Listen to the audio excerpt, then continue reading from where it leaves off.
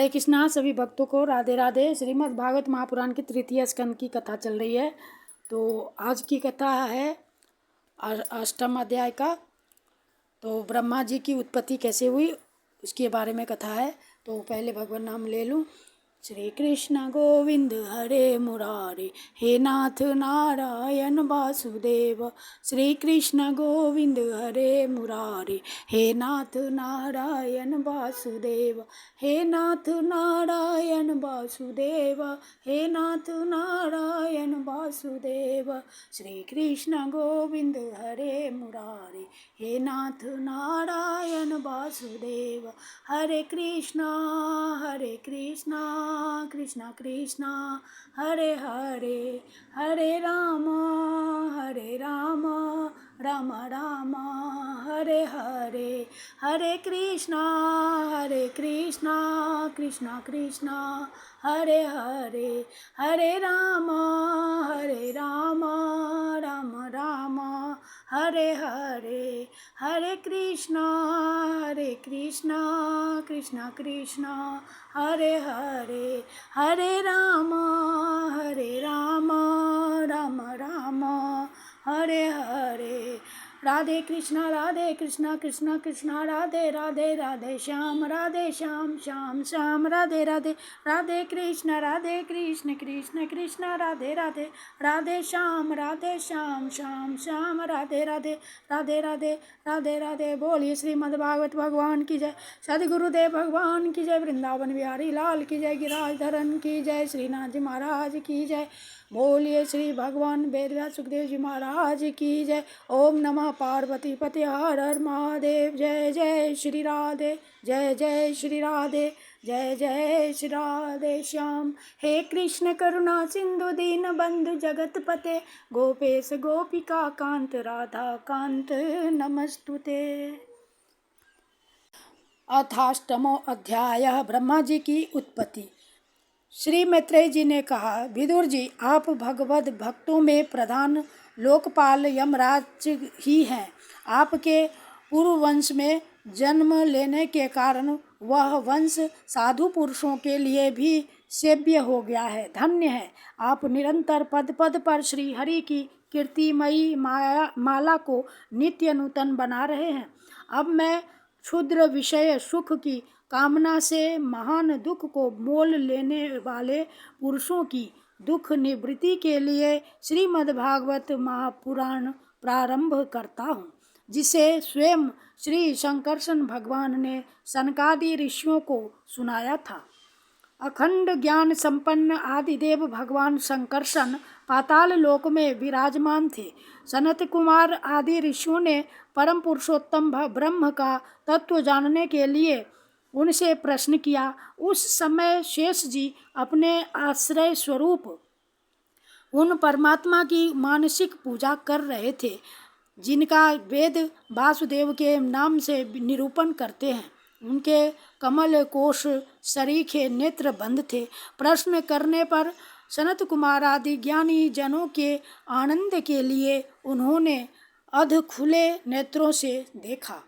सनत कुमार आदि ऋषियों ने मंदाकिनी के जल से भीगे अपने जटा समूह से उनके चरणों की चौकी के रूप में स्थित कमल का स्पर्श किया, जिसकी नागराज कुमारियां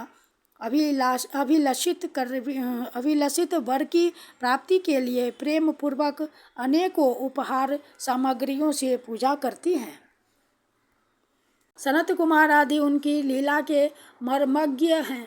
उन्होंने बार बार प्रेम गदगद वाणी से उनकी लीला का गान किया। उस समय शेष भगवान ने उसे उठे हुए सहस्त्रों फन किरीटों की सहस्त्र श्रेष्ठ मणियों की छिटकती हुई रश्मियों से जगमगा रहे थे। भगवान शंकरसन ने निवृत्ति परायण सनत कुमार जी को यह भागवत सुनाया था, ऐसा प्रसिद्ध है। सनत कुमार जी ने फिर इसे परम व्रतशील सांख्यायन मुनि को उनके प्रश्न करने पर सुनाया। परमहंसों में प्रधान श्री सांख्यायन जी को जब भगवान की विभूतियों का वर्णन करने की इच्छा हुई तब उन्होंने इससे अपने अनुगत शिष्य हमारे गुरु श्री पराशर जी को और बृहस्पति जी को सुनाया। इसके पश्चात परम दयालु पराशर जी ने पुलस्त्य मुनि के कहने से वह आदि पुराण मुझसे कहा। वत्स, श्रद्धालु और सदा अनुगत देखकर अब वही पुराण मैं तुम्हें सुनाता हूँ। सृष्टि के पूर्व यह संपूर्ण विश्व जल में डूबा हुआ था। उस समय एकमात्र श्री नारायण देव शेष शैया पर पौधे हुए थे। ये अपनी ज्ञान शक्ति को अक्षुण्ण रखते हुए ही योग निद्रा का आश्रय ले अपने नेत्र मूंदे हुए थे। सृष्टि कर्म से अवकाश लेकर आत्मानंद में मग्न थे। उनमें किसी भी क्रिया का उन्मेष नहीं था। जिस प्रकार अग्नि अपनी दाहिका आदि शक्तियों को छिपाए हुए काष्ठ में व्याप्त रखता है, उसी प्रकार श्री भगवान ने संपूर्ण प्राणियों के सूक्ष्म शरीरों को अपने शरीर में लीन करके अपने आधारभूत उस जल में शयन किया। उन्हें सृष्टि काल आने पर पुनः जगाने के लिए केवल काल शक्ति को जागृत रखा। इस प्रकार अपनी स्वरूप भूता चित्शक्ति के साथ एक सहस्त्र चतुर्युग पर्यंत जल में शयन करने के अनंतर जब उन्हीं के द्वारा नियुक्त उनकी काल शक्ति ने उन्हें जीवों के कर्मों की प्रवृत्ति के लिए प्रेरित किया, तब उन्होंने अपने शरीर में लीन हुए अनंत लोक देखे। जिस समय भगवान की दृष्टि अपने में निहित लिंग शरीरादि सूक्ष्म तत्व पर पड़ी, तब वह कालाश्रित रजोगुण से शोभित होकर सृष्टि रचना के निमित्त उनके नाभि देश से बाहर निकला।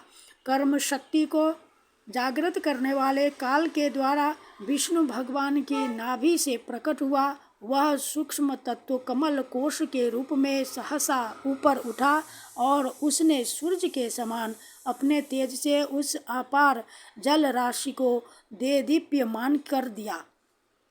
संपूर्ण गुणों को प्रकाशित करने वाले उस सर्वलोकमय कमल में वे विष्णु भगवान ही अंतर्जामी रूप से प्रविष्ट हो गए। तब उसमें से बिना पढ़ाए ही स्वयं संपूर्ण वेदों को जानने वाले साक्षात वेद मूर्ति श्री ब्रह्मा जी प्रकट हुए, जिन्हें लोग स्वयंभू कहते हैं। उस कमल की कर्णिका में बैठे हुए ब्रह्मा जी को जब कोई लोक दिखाई नहीं दिया, तब वे आंखें फाड़कर आकाश में चारों ओर गर्दन घुमाकर देखने लगे। इससे उनके चारों दिशाओं में चार मुख हो गए। उस समय प्रलयकालीन पवन के थपेड़ों से उछलती हुई जल की तरंग मालाओं के कारण उस जल राशि से ऊपर उठे हुए कमल पर विराजमान आदिदेव ब्रह्मा जी को अपना तथा उस लोक तत्वरूप कमल का कुछ भी रहस्य न जान पड़ा। वे सोचने लगे, इस कमल की कर्णिका पर बैठा हुआ मैं कौन हूँ? यह कमल भी बिना किसी अन्य आधार के जल में कहाँ से उत्पन्न हो गया? इसके नीचे अवश्य कोई ऐसी वस्तु होनी चाहिए जिसके आधार पर यह स्थित है। ऐसा सोचकर वे उस कमल की नाल के सूक्ष्म छिद्रों में होकर उस जल में घुसे, किंतु उस नाल के आधार को खोजते खोजते नाभि देश के समीप पहुंच जाने पर भी वे उससे पार न सके। विदुर जी उस अपार अंधकार में अपने उत्पत्ति स्थान को खोजते खोजते ब्रह्मा जी को बहुत काल बीत गया। यह काल ही भगवान का चक्र है, जो प्राणियों को भयभीत करता हुआ उनकी आयु को क्षीण करता रहता है। अंत में विफल मनोरथ हो वे वहाँ से लौट आए और पुनः अपने आधारभूत कमल पर बैठकर धीरे धीरे प्राणवायु को जीतकर चित्त को निसंकल्प किया और समाधि में स्थित हो गए। इस प्रकार पुरुष की पूर्ण आयु के बराबर काल तक अर्थात दिव्य 100 वर्ष तक अच्छी तरह योगाभ्यास करने पर ब्रह्मा जी को ज्ञान प्राप्त हुआ। तब उन्होंने अपने उस अधिष्ठान को, जिसे वे पहले खोजने पर भी नहीं देख पाए थे, अपने ही अंतःकरण में प्रकाशित होते देखा। उन्होंने देखा कि उस प्रलयकालीन जल में शेष जी के कमल नाल सदृश गौर और विशाल विग्रह की शैया पर पुरुषोत्तम भगवान अकेले ही लेटे हुए हैं। शेष जी के 10,000 फण छत्र के समान फैले हुए हैं। उनके मस्तकों पर किरीट शोभायमान है। उनमें जो मणियाँ जड़ी हुई हैं, उनकी कांति से चारों ओर का अंधकार दूर हो गया है। वे अपने श्याम शरीर की आभा से मरकतमणि के पर्वत की शोभा को लज्जित कर रहे हैं। उनकी कमर का पीतपट पर्वत के प्रांत देश में छाए हुए सायंकाल के पीले पीले चमकीले मेघों की आभा को मलिन कर रहा है। सिर पर सुशोभित सुवर्ण मुकुट सुवर्णमय शिखरों का मान मर्दन कर रहा है।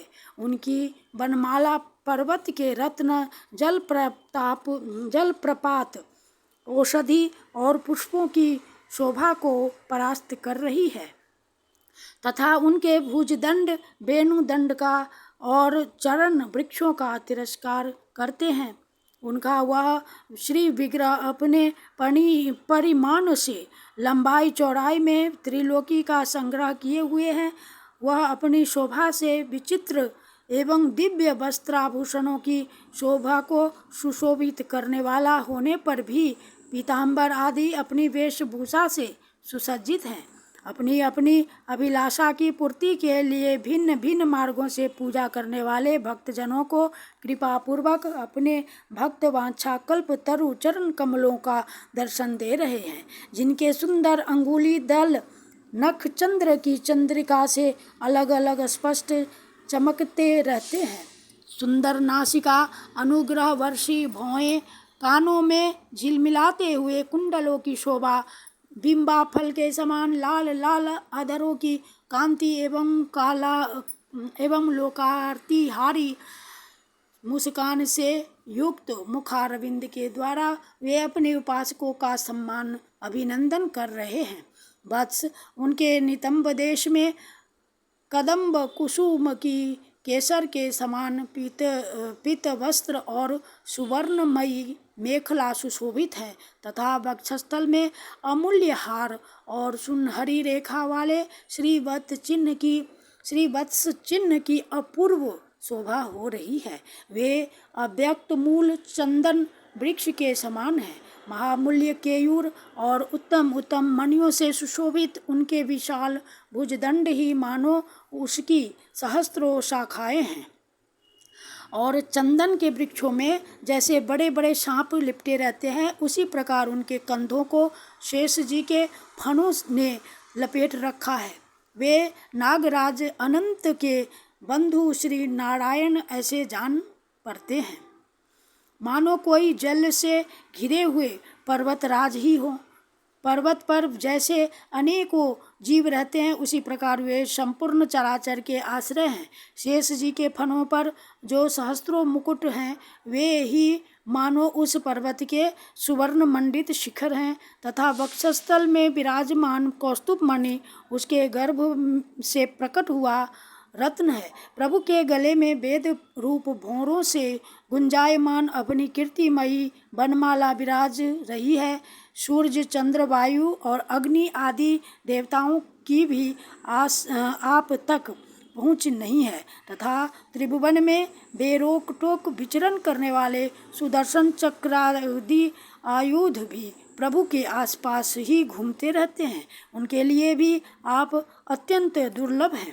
तब विश्व रचना की इच्छा वाले लोक विधान ब्रह्मा जी ने भगवान के नाभि सरोवर से प्रकट हुआ। वह कमल जल, आकाश, वायु और अपना शरीर केवल ये 5 ही पदार्थ देखे, उनके सिवा और कुछ उन्हें दिखाई न दिया। रजोगुण से व्याप्त ब्रह्मा जी प्रजा की रचना करना चाहते थे।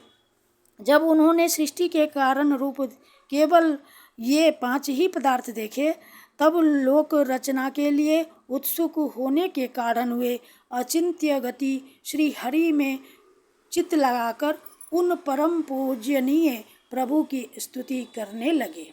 इति श्रीमद्भगवते महापुराणे परमहंस्याम संहितायां तृतीय स्कंधे अष्टमो अध्यायः। श्रीकृष्णार्पणं कृष्णार्पणं कृष्णार्पणम्। श्रीमन्नारायण नारायण श्रीमन्नारायण नारायण श्रीमन्नारायण नारायण जय जय नारायण नारायण श्रीमन्नारायण नारायण श्रीमन्नारायण नारायण श्रीमन्नारायण नारायण जय जय नारायण नारायण लक्ष्मी नारायण नारायण लक्ष्मी नारायण नारायण लक्ष्मी नारायण नारायण जय जय नारायण नारायण श्रीमन्नारायण नारायण जय जय नारायण नारायण। श्री कृष्ण गोविंद हरे मुरारे, हे नाथ नारायण वासुदेव। श्री कृष्ण गोविंद हरे मुरारे, हे नाथ नारायण वासुदेव। हरे कृष्णा कृष्णा कृष्णा हरे हरे, हरे रामा राम राम हरे हरे। हरे कृष्णा कृष्णा कृष्णा हरे हरे, हरे राम राम राम हरे हरे।